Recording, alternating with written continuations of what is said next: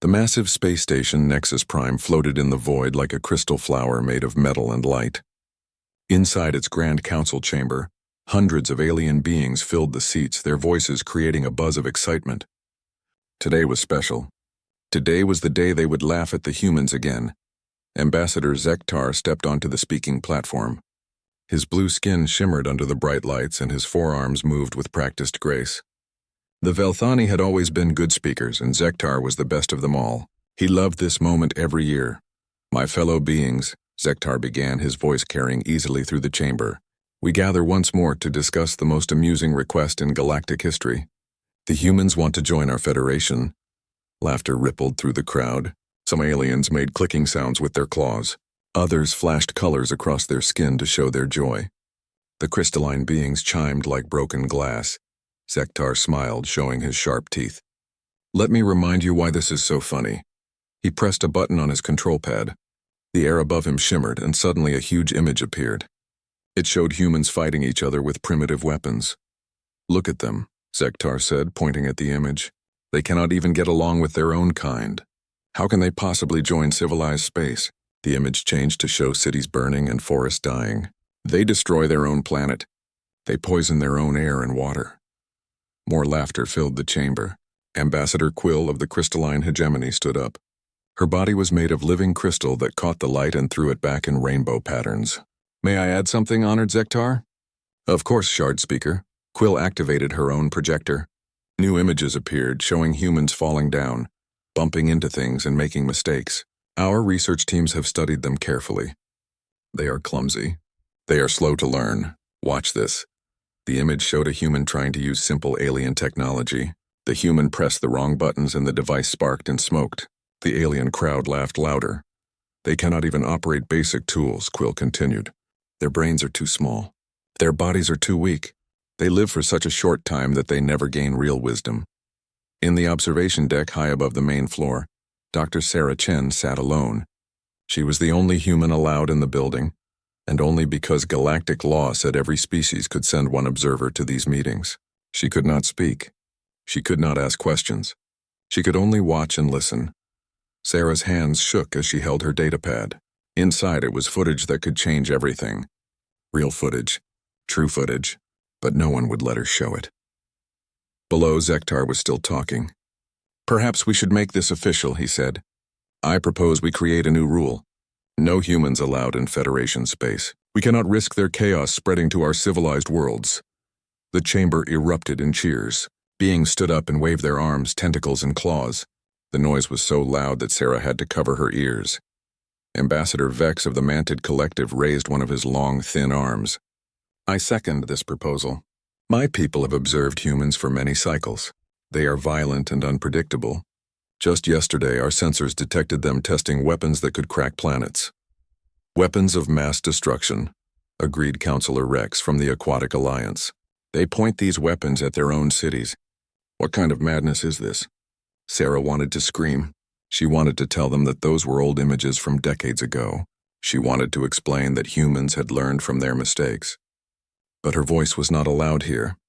Zektar raised his arms for silence. "The vote is clear, but let us be generous. We will give the humans one more year to prove they are worthy. If they can show us they are truly civilized, we will consider their request again." "And what must they prove?" asked Ambassador Kretha of the Draconic Sovereignty.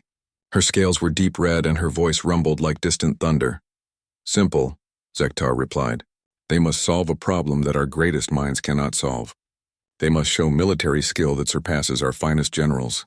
They must demonstrate technology beyond our understanding. In other words, they must do the impossible." The laughter started again, but this time it felt crueler to Sarah. These beings thought they were so much better than humans. They had faster ships, prettier cities, and longer lives. But they had never faced real danger. They had never been tested. "This is hilarious," chuckled General Thexera of the Galactic Defense Force. "Her people looked like giant insects with golden shells. Our fleets are the most advanced in the galaxy. Our technology is perfect. What could these primitive humans possibly teach us?" As the meeting continued, Sarah noticed something. The aliens kept showing the same old footage of human failures. The wars were from 50 years ago. The environmental damage was from before humans learned to clean their world. The technology failures were from when humans first tried to copy alien designs. None of them showed what humans had become.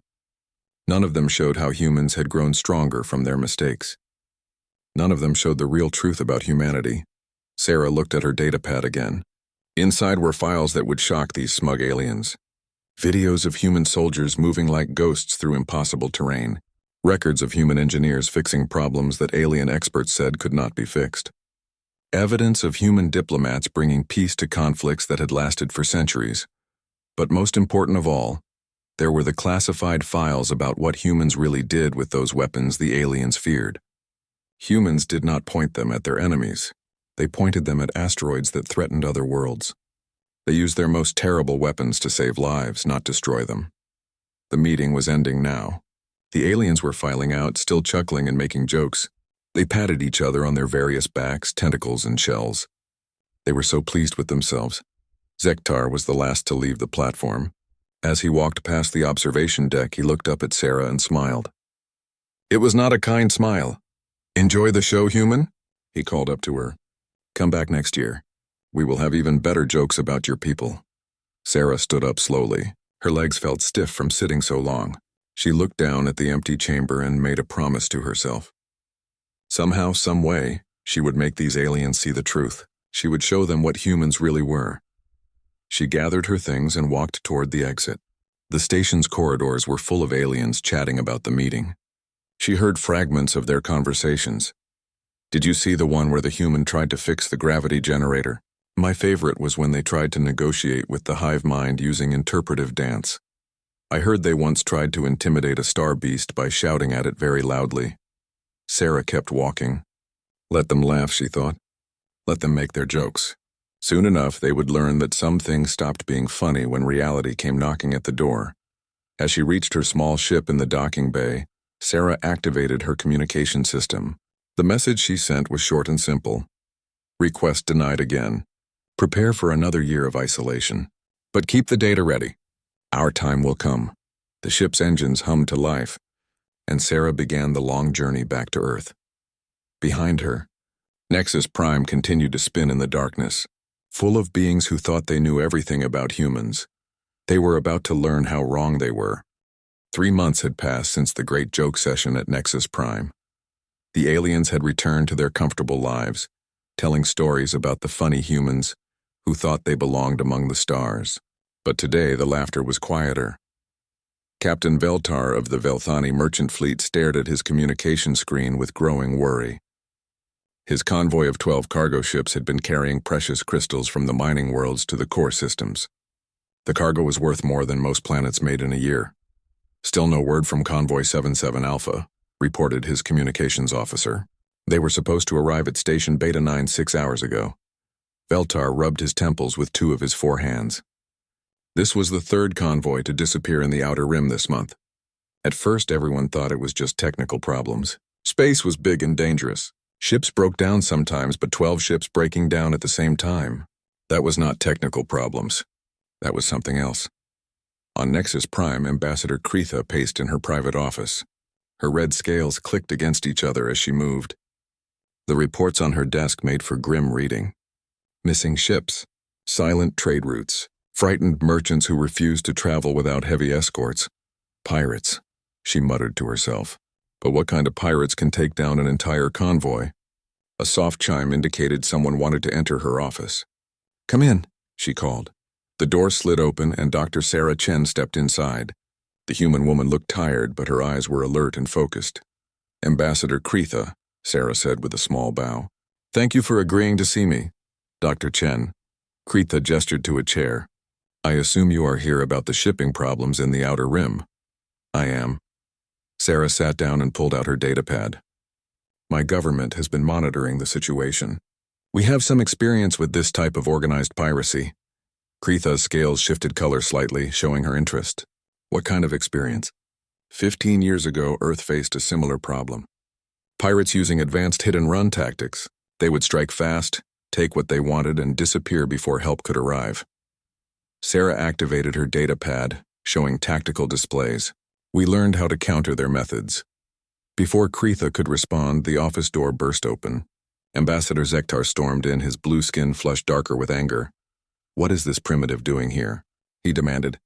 "This is a meeting of civilized beings." "Ambassador Zektar," Kritha said calmly. "Dr. Chen was offering assistance with our shipping crisis." "Assistance?" Zektar laughed, but it was not a happy sound. "From humans? They cannot even protect their own solar system. What could they possibly teach us?" Sarah stood up slowly. "We could teach you that pride comes before a fall. We could teach you that laughing at your problems does not make them go away." Zektar's forearms crossed over his chest. "Our Galactic Defense Force is the finest military organization in known space. We do not need help from cave-dwelling primitives." "Your Galactic Defense Force," Sarah said quietly, "has lost 3 major battles against these pirates in the last month. 67 ships destroyed. Over 1,000 crew members dead or missing." The room fell silent. Kritha looked shocked. "How do you know those numbers? That information is classified." "Humans are good at gathering information," Sarah replied. "We have to be. No one else will tell us what is happening in the galaxy." Zektar's face turned an even darker shade of blue. "You dare spy on us?" "We monitor public communications. Your own news services report the attacks, even if they do not give the full details." Sarah turned to face him directly. 3 days ago, the pirates attacked a medical convoy near the Kepler sector. Children were on those ships, sick children being taken to hospitals for treatment. Kritha's scales went pale. "The medical convoy is safe. Our forces rescued them." "Your forces arrived 4 hours after the attack," Sarah said gently. "The pirates were long gone. The convoy was found drifting in space, life support failing. 17 children died before your ships could repair the damage."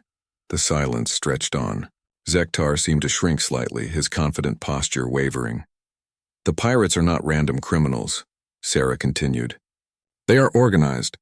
They have inside information about shipping schedules. They use military-grade weapons and tactics. This is not something your peacekeeping force is designed to handle." "And I suppose humans could do better?" Zektar said, but his voice lacked its usual arrogance. "Humans have done better. We solved our piracy problem in 6 months. No civilian ships lost after the 3rd month. All major pirate groups captured or eliminated." Kritha leaned forward. "How?" Sarah activated her datapad again. The display showed star maps with highlighted patrol routes and response times. "We learned to think like the pirates. We studied their patterns. We predicted their targets. And when they struck, we were ready." "Violence and brutality," Zektar said dismissively. "Typical human solutions." "Actually, no." Sarah's voice remained calm. "We captured most of the pirates alive. Many were desperate beings from worlds that had been abandoned by their governments. We offered them jobs instead of prison. Some of our best security officers used to be pirates." This seemed to surprise both aliens. They had expected tales of blood and destruction, not rehabilitation and mercy. "The point is," Sarah continued, "humans know how to deal with organized crime. We have been doing it for thousands of years. We could share our methods with the Galactic Defense Force." "Absolutely not," Zektar said firmly. "We will not be lectured by primitives. Our scientists and generals will solve this problem using proper civilized methods." As if summoned by his words, an urgent communication signal beeped from Kritha's desk. She activated the receiver, and the worried face of Admiral Thexara appeared on the screen. "Ambassador," the Admiral said, her golden shell clicking with stress. "We have a situation. The pirates have attacked Station Omega-7. They are holding 300 civilians hostage." Kritha's scales turned completely white. "What are their demands?" "They want us to abandon the entire Kepler sector. All Federation forces, all colonial governments, all trade agreements. They want 3 star systems completely empty within 1 month." "That is impossible," Zektar sputtered. "Millions of beings live in those systems." "They know that," Admiral Thexara replied grimly. "They say if we do not comply, they will start executing hostages. 10 every hour until we agree to their terms." Sarah stepped forward. "Admiral, this is Dr. Sarah Chen representing Earth. We offer immediate assistance. We have ships in the area that could help with rescue operations." Admiral Thexara looked confused. "Humans? But your technology is so primitive." "Our rescue ships are already moving toward your position," Sarah said calmly. "They will arrive in 18 hours. Our captain has experience with hostage situations." "This is ridiculous," Zektar exploded. "We do not need human help. Send our battle fleet. Show these pirates the power of civilized military might. With respect, Ambassador, Admiral Thexara said slowly. Our last 3 operations against these pirates were disasters. We lost more ships than we saved. Maybe we should listen to other options. Zekatar's mouth opened and closed several times. He looked like a fish gasping for air. You cannot be serious. You want to trust the safety of Federation citizens to humans? I want to save those hostages, Admiral Thexara replied. If humans can do that, I do not care if they travel by wooden sailing ships. Sarah bowed slightly to the screen. Admiral, our ship Indomitable is already en route. Captain Rodriguez is one of our best. He has successfully resolved over 40 hostage situations without losing a single civilian. 40? Kretha whispered. How many hostage situations do humans deal with? More than you might think, Sarah said sadly. We have had a lot of practice at solving problems that others consider impossible. The communication ended, leaving the 3 beings alone in the office. Sektar slumped into a chair, his earlier confidence completely gone. This cannot be happening, he muttered. We are the advanced species. We are the civilized ones. How can primitives be better at our own jobs? Sarah gathered her things and headed for the door. Ambassador Zektar, there is something you should understand about humans. We do not see failure as shameful. We see it as educational. Every mistake teaches us something new. Every defeat makes us stronger. She paused at the doorway. Maybe that is why we keep surprising you. As the door closed behind her, Kretha and Zektar sat in uncomfortable silence. Outside the window, the stars looked different somehow. Less friendly. More dangerous. For the first time in their lives, the aliens were beginning to wonder if their jokes about humans had been covering up something they did not want to see. The galaxy was a dangerous place, and they were about to learn that sometimes the beings you laughed at were the ones who could save you. The UES Indomitable cut through space like a gray steel knife. Captain Marcus Rodriguez stood on the bridge, watching the tactical display with calm eyes. His ship was nothing like the beautiful alien vessels with their flowing curves and bright colors. The Indomitable was built for war, all angles and armor and weapons. Status report, he said quietly. 18 minutes to target, sir, replied Lieutenant Commander Chen at the navigation station. Long-range sensors show the pirate fleet surrounding Station Omega-7. 12 ships, various classes. They have the station completely boxed in. Rodriguez nodded. Any word from the hostages? The pirate sent another message 10 minutes ago, reported Communications Officer Park. They executed 5 more civilians. They say the next group dies in 40 minutes unless the Federation agrees to their demands. The bridge was silent except for the quiet hum of electronics. Rodriguez had seen this kind of situation many times before. Desperate criminals with nothing left to lose, innocent people caught in the middle, and authorities too scared or too proud to act decisively. Signal the Galactic Defense Force, Rodriguez ordered. Tell Admiral Thexara we are beginning our approach. Ask her to keep her ships at least 50 kilometers away from the station. Sir. Lieutenant Wong at the sensor station looked worried. The Admiral is requesting permission to support our attack with her battle group. Rodriguez almost smiled. Tell the Admiral we appreciate the offer, but this is not an attack. This is a rescue operation. There is a difference. On the screen, Station Omega-7 grew larger. It was a beautiful structure, looking more like a crystal flower than a space station. Delicate spires reached out in all directions, connected by graceful bridges that would have been impossible to build on a planet with gravity. It was also completely wrong for dealing with pirates. The station had been built for peace and beauty, not defense. Its docking bays were huge and open, impossible to seal quickly. Its corridors were wide and flowing, perfect for pirates to move around. Its control centers were located in the most beautiful parts of the structure, not the most secure. Contact the pirates, Rodriguez ordered.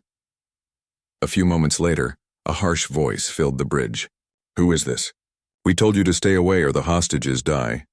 This is Captain Rodriguez of the Earthship Indomitable. I want to talk. Laughter came through the speakers. Humans? The Federation sent humans to stop us? This is better than we hoped. Turn around and go home, little human, before we add your ship to our collection.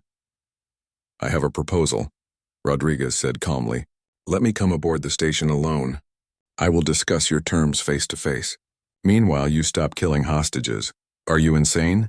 The pirate leader's voice rose. We have 300 prisoners and the most advanced space station in this sector. Why would we negotiate with one human? Because I have something you want more than hostages, Rodriguez replied. Information about Federation military movements, ship schedules, cargo manifests, everything you need to know to avoid their patrols and find the richest targets. The communication went silent for a long moment. Finally, the pirate leader spoke again. You would betray your own allies? The Federation is not my ally, Rodriguez said. They have spent years telling the galaxy that humans are too primitive to join their club. If they want to treat us like criminals, maybe we should act like criminals. Another pause. One human, unarmed. Any tricks and the hostages start dying immediately. Understood. Preparing to dock now, Rodriguez cut the communication and turned to his crew. Commander Chen, you have the ship. Begin Phase 1 as soon as I am aboard the station. Sir, are you sure about this? Chen looked worried. These pirates have already killed civilians. They will not hesitate to kill you. They will try, Rodriguez agreed, but they will be too busy with other problems to succeed. 20 minutes later, Rodriguez walked through the airlock into Station Omega-7. The pirates who met him were a mixed group, Velthani, crystalline, some species he did not recognize. They all carried advanced weapons and looked confident. Captain Rodriguez, said their leader, a tall Velthani with scars across his blue face. I am Kexvar. Welcome to my new base of operations. Nice place, Rodriguez said, looking around at the elegant corridors. A bit too open for my taste, but very pretty. Kexvar laughed. Pretty and impossible to assault. The Federation tried to take this station back 3 times. Each time we were ready for them. Their ships are too big and slow. Their tactics are too predictable. Federation tactics are definitely predictable, Rodriguez agreed, but they are not the only ones with ships in this area. As if summoned by his words, an alarm began blaring throughout the station. Kexvar grabbed a communication device from his belt. Report, he barked. Multiple contacts approaching the station, came the panicked reply. Small ships, high speed, unknown configuration. They are not showing up on our long-range sensors. Kexvar spun to face Rodriguez. What is this? You said you came alone.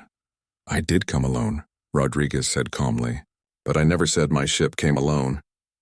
Through the station's windows, they could see small, dark shapes moving against the stars. The shapes were hard to see, almost invisible until they were very close. Stealth fighters, Rodriguez explained. Humans developed them during our piracy problems 15 years ago. Your sensors cannot detect them until they are close enough to touch your hull. More alarms began ringing. Explosions echoed through the station as the human fighters struck the pirate ships with precise, devastating attacks.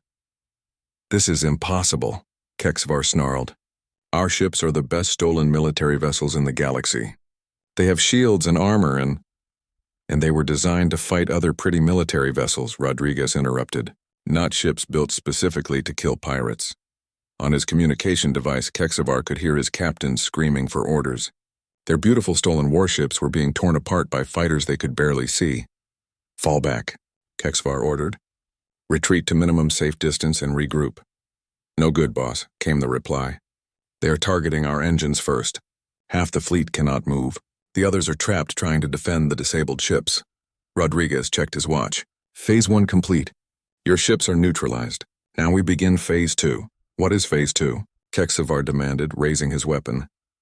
Phase 2 is where my people rescue the hostages while you are distracted by your burning fleet. New alarms began ringing. These were different alarms coming from inside the station itself. Intruders in Section 7, announced the station's computer. Intruders in Section 12. Intruders in Section 4. Kexvar's eyes went wide. How? We have guards at every entrance. Every docking bay is sealed. Rodriguez smiled for the first time since arriving. Who said anything about using entrances? Through the floor they could hear the sound of cutting tools. Bright sparks began appearing in the metal as human soldiers cut their way up from the station's outer hull. You see? Rodriguez explained as if giving a lecture. Federation stations are built for beauty and comfort. Human ships are built for war. We brought cutting tools that can slice through this pretty metal like paper. We brought soldiers who train for exactly this kind of operation. The cutting sounds were getting louder. More alarms were ringing as human teams appeared throughout the station. This is insane, Kexvar muttered. No one assaults a space station like this. It is too dangerous. Too unpredictable. Federation species fight wars like a dance, Rodriguez said. Beautiful formations, elegant tactics, proper rules of engagement. Humans fight wars like a knife fight in a dark room. We use whatever works. Gunfire echoed through the corridors, but it was controlled and precise. The human soldiers were not spraying bullets wildly. They were picking their targets carefully, avoiding any risk to the hostages. Kexvar's communication device crackled. "Boss, we need orders. These humans are not fighting like any military we have seen. They move like ghosts. They strike without warning. Our people are surrendering faster than we can count." "Hold position," Kexvar snarled. "Kill the hostages if they get too close." "Too late for that," Rodriguez said quietly. The door to their chamber slid open and 3 human soldiers entered. They moved with deadly precision, their weapons trained on the pirates. But what shocked Kexvar most was what they carried: alien children. The soldiers were carrying rescued hostages, protecting them with their own bodies as they moved through the combat zone. "Captain," said Sergeant Williams, the lead soldier, "Sections 1 through 15 are secure. All hostages recovered alive. Minor injuries only," Rodriguez nodded. "Casualties among the rescue team?" 2 wounded, neither serious. The pirates offered less resistance than expected. Kexvar stared at the soldiers. They had just fought their way through a heavily defended space station, rescued 300 hostages, and destroyed an entire pirate fleet. And they talked about it like they were discussing the weather. "This is impossible," he whispered. "No," Rodriguez said gently. "This is just Tuesday for humans. We do this kind of thing all the time." As the soldiers led Kexvar away in restraints, Rodriguez activated his communicator.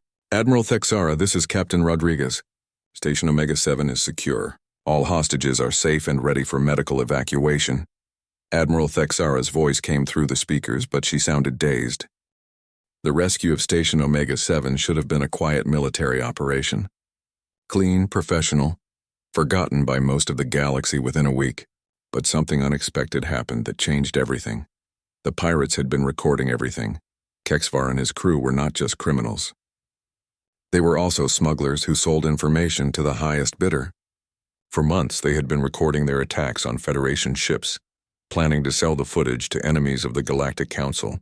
Their hidden cameras were everywhere on Station Omega-7. When the human rescue operation began, those cameras kept recording.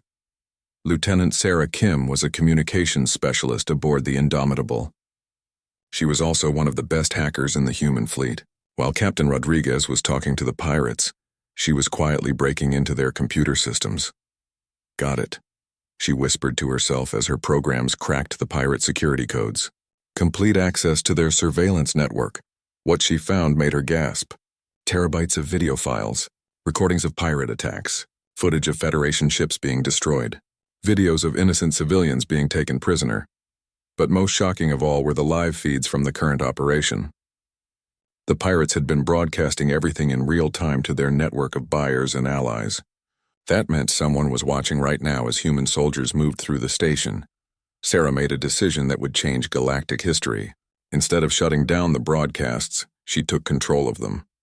She rerouted the video feeds through the galaxy-wide information network. She sent the footage to news services, social media platforms, and government communication systems across hundreds of worlds. Suddenly, beings across the galaxy were watching live footage of humans in action. On the Velthani homeworld, Ambassador Zektar was trying to enjoy his evening meal when his personal communication device began buzzing frantically. His aide burst into his dining room without being announced. "Sir, you need to see this immediately," the aide said, activating a holo projector. The image that appeared made Zektar drop his eating utensils. It showed Captain Rodriguez walking calmly through the corridors of Station Omega-7, while explosions echoed in the background.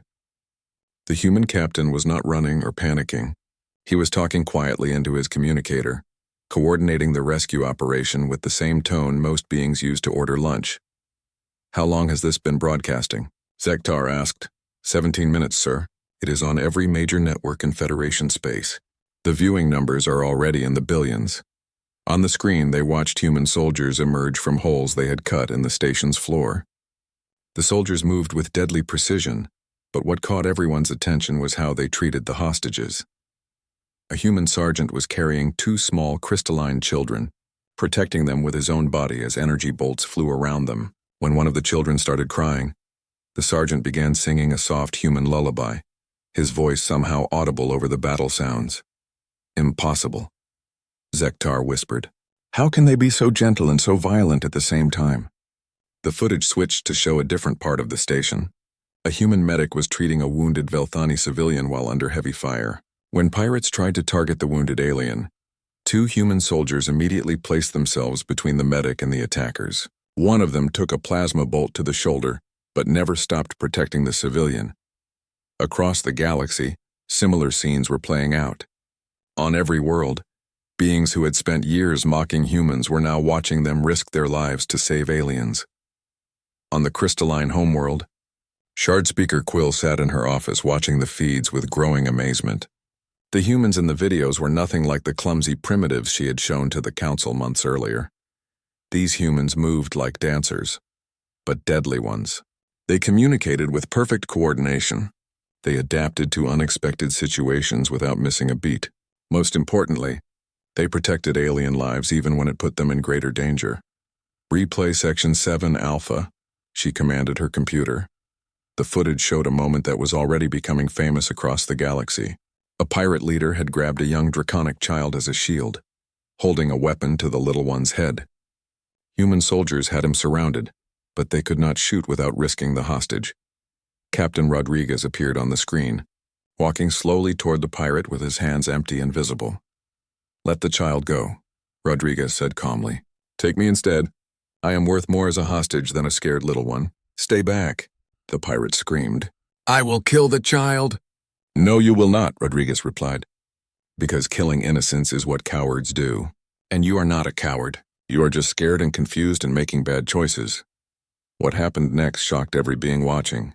Rodriguez kept walking forward, talking gently to both the pirate and the child. His voice was calm and soothing, like a parent comforting a frightened baby. "It is going to be all right," he said to the child in her own language. "These bad beings are going away soon. You are safe now." The little draconic girl stopped crying and looked at Rodriguez with wide eyes. She had never seen a human before, but something in his voice made her feel safe. The pirate, confused by Rodriguez's approach, hesitated for just a moment. That was all the time human soldiers needed.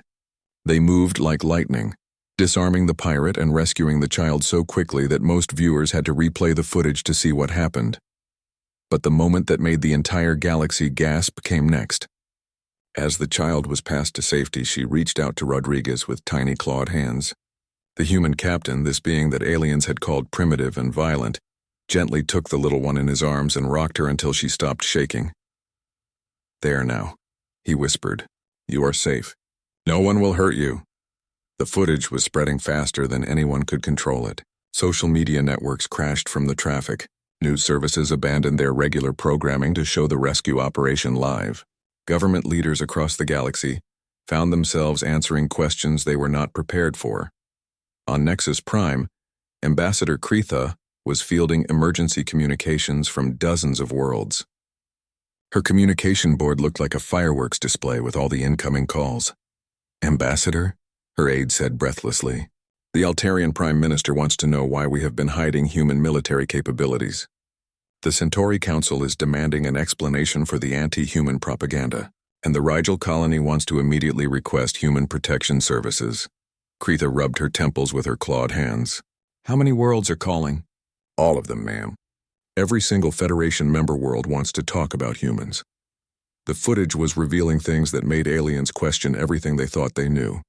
Human soldiers carried emergency medical supplies for 17 different alien physiologies. Human engineers were already repairing station systems using techniques that alien experts said were impossible. Human commanders coordinated complex operations while treating alien civilians with kindness and respect. But the moment that would be remembered in history books came near the end of the operation. A section of the station was collapsing due to battle damage. Human soldiers were evacuating the area when they heard a faint cry for help. A Velthani child was trapped under fallen debris, crying for her parents. The human soldiers immediately began digging through the wreckage, even though the ceiling above them was cracking and ready to fall. "Evacuate the area," Captain Rodriguez ordered over the radio. "That section is not stable." "Sir," came the reply from Sergeant Martinez. There is a child trapped here. We almost have her free. The ceiling will collapse in minutes. Get your team out now. Negative, sir. We do not leave children behind. Ever. Rodriguez appeared on the footage, running through the dangerous corridors to reach his soldiers. When he arrived, he did not order them to leave. Instead, he grabbed a piece of debris and started digging alongside them. If you are staying, I am staying, he said simply. They freed the child with seconds to spare, carrying her to safety just as that section of the station collapsed. The little Velthani girl was reunited with her parents, who cried tears of joy and gratitude. But what the galaxy remembered most was what happened next. The child's father approached Captain Rodriguez, tears streaming down his blue face. You saved my daughter, he said in broken English. You risked your life for someone you do not even know. Why? Rodriguez knelt down to the child's level and smiled. Because she needed help. That is what humans do. We help. The footage ended, but its impact was just beginning. Across the galaxy, beings who had laughed at human jokes were now asking different questions. How had they been so wrong about humans? Why had no one shown them this side of humanity before? And most importantly, what else had they misunderstood about these remarkable beings? In his office on Nexus Prime, Ambassador Zektar sat in stunned silence. His communication device was flashing with hundreds of messages, but he ignored them all. He was thinking about the footage he had just watched. He was thinking about how wrong he had been. He was thinking about how the jokes about humans had stopped being funny the moment the galaxy saw what humans really were. Tomorrow, he would have to face the Galactic Council and explain why they had spent years mocking the most heroic beings in the galaxy. The emergency session of the Galactic Council was unlike anything in Federation history. The Great Chamber on Nexus Prime was packed beyond capacity. Representatives from every member world had come, along with observers from neutral systems and even former enemies of the Federation. Dr. Sarah Chen walked to the speaking platform for the first time in her career. For years, she had sat in the observation deck, forced to watch in silence as aliens mocked her people. Today, the entire galaxy was waiting to hear what she had to say. The chamber was completely silent as she reached the podium. These same beings had laughed and cheered just months earlier, when Zektar made jokes about human incompetence. Now they watched her with respect, curiosity, and more than a little shame. Members of the Galactic Council, Sarah began, her voice calm and clear. 3 days ago, you all watched footage of human soldiers rescuing hostages from Station Omega-7. Many of you have asked me to explain what you saw. You want to know how humans could be so different from what you believed? She activated her datapad, and images appeared in the air above the platform. But these were not the edited clips that aliens had shown before. These were the real videos that Sarah had been carrying for years. You showed the galaxy footage of human failures, she continued. But you never showed them the whole story. You never explained what those failures taught us. The first image showed a burning human city from 50 years ago. The aliens had used this footage many times to prove that humans were violent and destructive. But Sarah added something new. This was San Francisco after the earthquake of 2089. Thousands of buildings collapsed. The city was in ruins. But watch what happened next. The image changed to show the same city just 5 years later. Where there had been destruction, now stood buildings that seemed to grow from living crystal, parks filled with impossible plants, transportation systems that moved like flowing water. Humans did not just rebuild, Sarah explained. We rebuilt better. We learned from our mistakes. We created technology that could adapt and grow. The environmental restoration systems we developed after this disaster are now used on 73 worlds across the galaxy.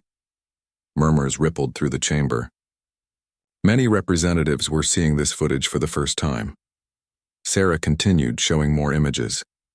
You mocked our early attempts to use alien technology.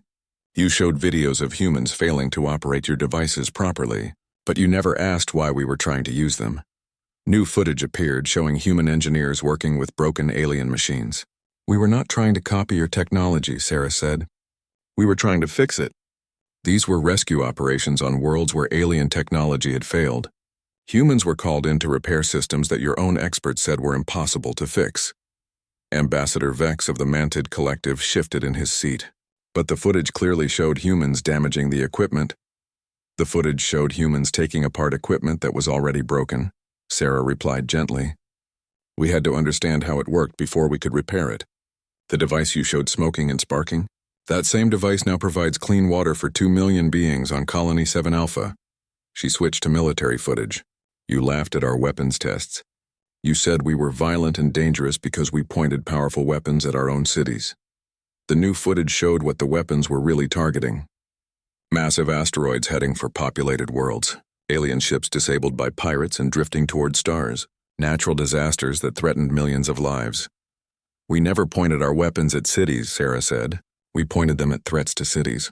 Every test you showed was actually a successful rescue operation. We used our most destructive technology to save lives, not take them. Ambassador Zektar stood up slowly from his seat. His blue skin was pale and his four hands shook slightly. Dr. Chen, if this is true, if we have been showing fake or misleading footage, not fake, Sarah said kindly, just incomplete. You showed them our learning process, but not what we learned. You showed them our mistakes, but not how we fixed them. You showed them our struggles, but not our victories. She activated the final set of images. These were recent from human space that most aliens had never seen. The chamber gasped. The footage showed human cities that seemed to float on air, surrounded by forests that sparkled with artificial rain. Ships that moved without engines, powered by controlled gravity. Hospitals where alien patients from dozens of species received treatment for diseases their own worlds had given up as incurable. This is what humans have become, Sarah said. This is what we learned from all those failures you loved to mock. We learned to heal instead of destroy. We learned to build instead of break. We learned to protect instead of conquer. Shard Speaker Quill of the crystalline hegemony rose from her seat. Her crystal body chimed with harmonics of regret and sorrow. Dr. Chen, my people, we have been so wrong. We owe humanity a debt we cannot repay. You owe us nothing, Sarah replied. But you can stop making the same mistake with other species. Stop judging beings by their worst moments instead of their best potential. Admiral Thexara activated her communication link from the military command center.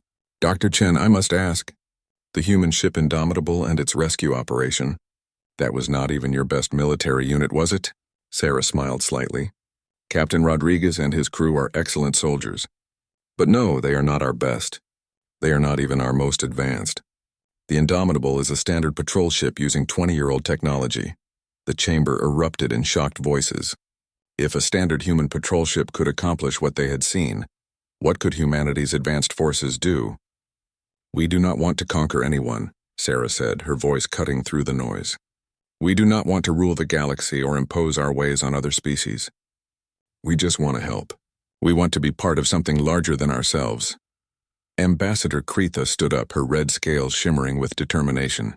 The Draconic Sovereignty formally requests that humanity be granted immediate full membership in the Galactic Federation. We also request that Earth be given a position on the Council Security Committee. Seconded by the Crystalline Hegemony, Quill added quickly. Thirded by the Mantid Collective, Vex said, his insect-like head nodding vigorously. One by one, every representative in the chamber stood and voiced their support.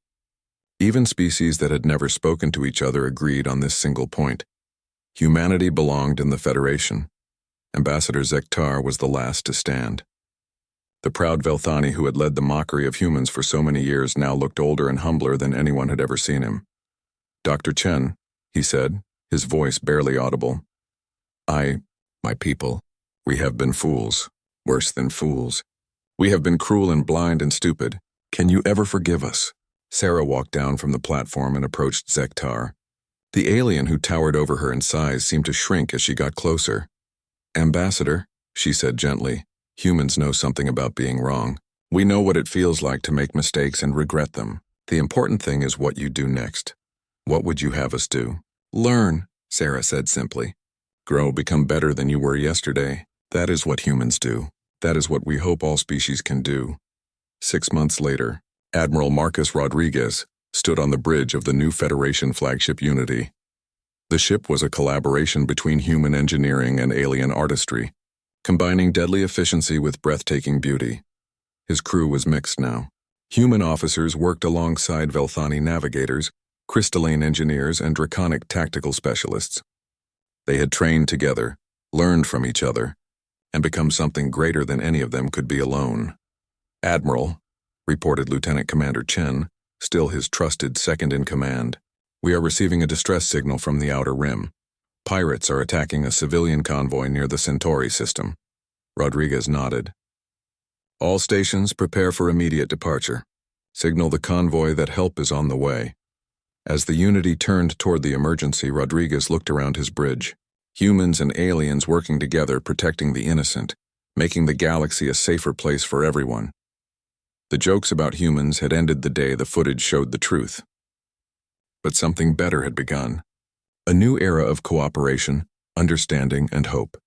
Captain Rodriguez had been wrong about one thing during the rescue at Station Omega-7. This was not just another Tuesday for humans. This was the first day of a better galaxy.